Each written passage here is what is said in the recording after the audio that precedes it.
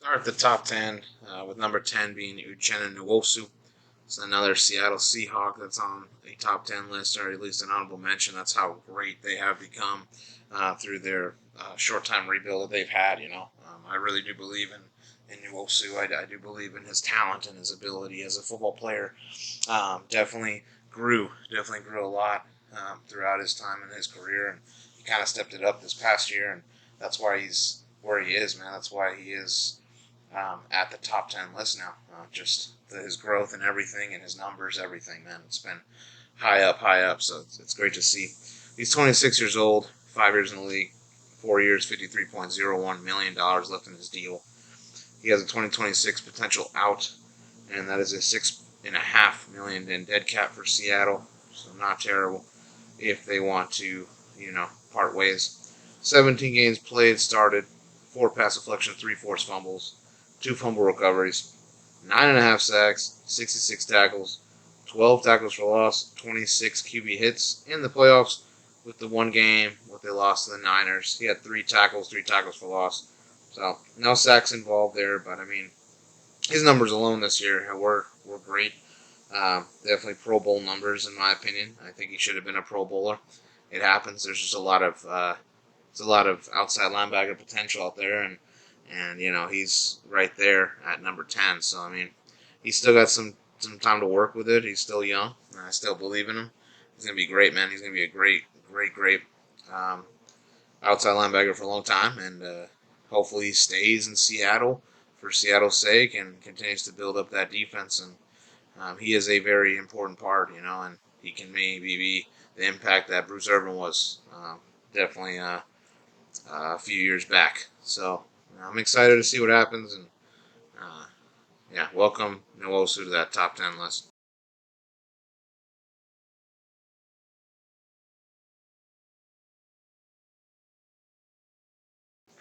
Number 9, we got the Bucks. Shaq Barrett. Shaq Barrett, man, such an impactful player for Tampa. Came from Denver, and people thought, well, is he even going to be a star? Is he even going to do anything? Is he going to make an dent or play any games? He did just that. There were times where he had the Defensive Player of the Year right there for him. I think sacks, or not sacks, sack total sure, but I mean injuries definitely played a part in his role of not being able to be as effective as he needs to be. But when he's there, he impacts the football field. He impacts the team. He impacts the Bucks. He's a huge part of that 2020 Super Bowl champion Buck team. So you have to take a look and honestly acknowledge that he's one of the many linebackers in this Bucks team. That's amazing. They still have fantastic linebackers out there in Tampa. Nothing's changed. Levante David, Devin White, Shaq Barrett. And eventually, if he continues to do what he needs to do, Joe Tryon Shoenka, it could be that guy, dude. So overall, Bucks have a great linebacking core. They're veterans, but you know they're still there. They're still relevant. Shaq Barrett, he's 30 years old, 9 years in the league, 2 years, $32 million left, 2024 potential out, but that would be a 26.67 million in dead cap for Tampa. He played 8 games, started 8 games, 1 forced fumble, 3 sacks, 31 tackles, 6 tackles for loss, 6 QB hits. Again, 8 games. He still had 3 sacks in 8 games. That's pretty nice. Again, he's a guy that really impacts the football field, impacts the game, and he deserves to be on this countdown. Definitely higher to me than Nwosu because he's had more time in this league with more productive numbers. So overall, I hope to see him healthy all year, and I hope to see some high numbers from him, high sack totals. He deserves it. Great outside linebacker, definitely. Number 8, we got Danielle Hunter, the Vikings outside linebacker. Danielle, you can put him on the line, mostly mostly known for his edge rushing skills. It's power, straight power. It's a powerful guy, strong guy. You definitely want him on your team. When he is healthy, he's a boss. He's a beast. Could be higher on this list. Just injuries derailed him, and there's just some guys that have just played a lot more snaps than him in the career so far. So overall, though, he's still young. He's still got the ability to do more things. I definitely would like to see him have maybe a sacking a sack title, league leading in sacks. That'd be nice or something. Just something where I can see him go higher on the list. I do believe he could be. Just like I said, injuries. Danielle Hunter, 28 years old, 8 years in the league. He's got 1 year, $17 million left in his deal. So this could be it. Minnesota's defense is shaky at best. They're not that great. They're okay. They got some key pieces, but they're not what you think of a top defense, right? I do believe that he might move on. He could probably go to a team that maybe has more of an approach on defense. As just needs maybe one more piece to be contending to be an elite defense. So I can see Danielle Hunter definitely walking out of this team. But I can also see Minnesota having a huge payday for him because he does deserve that. Even though he does get injured when he's there, impactful player. 17 games played and started, 3 pass deflections, 1 forced fumble, 10.5 sacks, 65 tackles, 12 tackles for loss, 22 QB hits. In the playoffs, he had a game, played and started.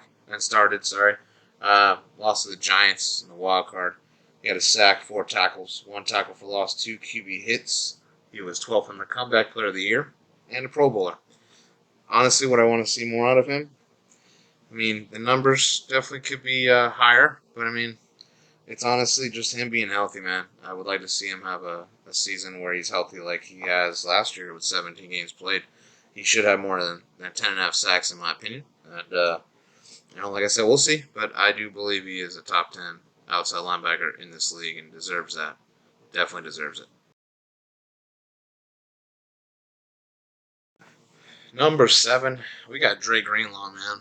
Dre Greenlaw, he's not known as a sack specialist, but he's known as a great pass coverage and a tackling machine, complementing well with Fred Warner, honestly, in the middle. But he's an outside guy, definitely great outside tackling, great at stopping the run, great at reading the QB and making the right reads, making the right plays. He's had his fair share of breakups and his fair share of ability to impact an offensive drive. And just honestly, it's just another key piece of this Niners defense that's scary to me personally. They are scary. They're going to be scary this year. So far, they have been. But Dre Greenlaw has a huge importance for that, honestly, and continues the rich history of linebackers up in that organization. Dre Greenlaw is 26 years old, 4 years in the league. He's got 2 years, $13.48 million left in his deal, with a 2024 potential out of $2.79 million in dead cap.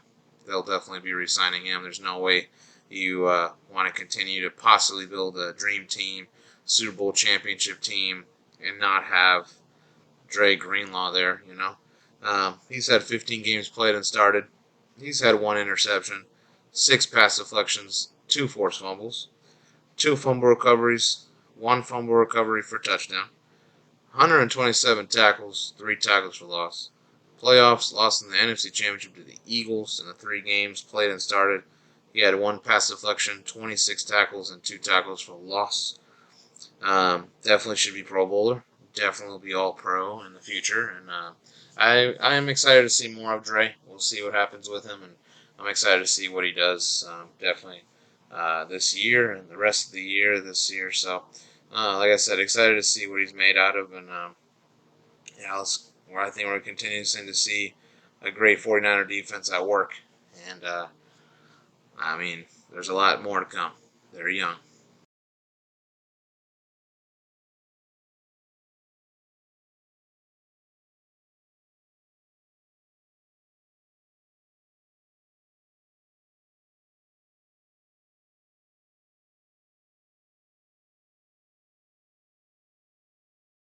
Number 6, I got another Bosa brother. This time, Joey Bosa. Joey Bosa from the Chargers. What can I say other than he is one of the best elite outside linebackers, edge rushers we have in the league. Why is he low? Why is he number 6? Why is he not top 5? Honestly, should be. Honestly, could be. Injuries. Injuries have derailed him a lot throughout his career. It's been a shame to see him and Khalil Mack not be what we think they were going to be. Again, it's a shame, but injuries are a thing in the game, and unfortunately he's had to eat the injury bug a lot. So Joey hasn't been able to produce the types of numbers that he definitely can. So overall, it is a shame, but he needs to be on the list because the year that he was healthy, and with this clip, it's all career highlights. The times that he was healthy, he was dominant. He was amazing. He was all out energy, just nonstop, relentless, and was able to make it pay. Honestly, just a great edge rusher. Definitely him and Nick Bosa. We've had the pleasure of seeing both of them, but we haven't seen enough of Joey these past recent couple 2 3 years, I believe. Overall, though, he's a monster, man. He's a monster. He's 28 years old, 7 years in the league already. 3 years, $71.36 million left in his deal. He has a 2024 potential out with a $22.22 million dead cap for the Chargers. Played in 5 games, started in 4. He had 1 forced fumble, 2.5 sacks, 10 tackles, 3 tackles for loss, 6 QB hits. He did come back for the playoffs. Really wasn't effective against the Jags. That one playoff loss they had in the wild card. He only had a 1 tackle, 1 QB hit.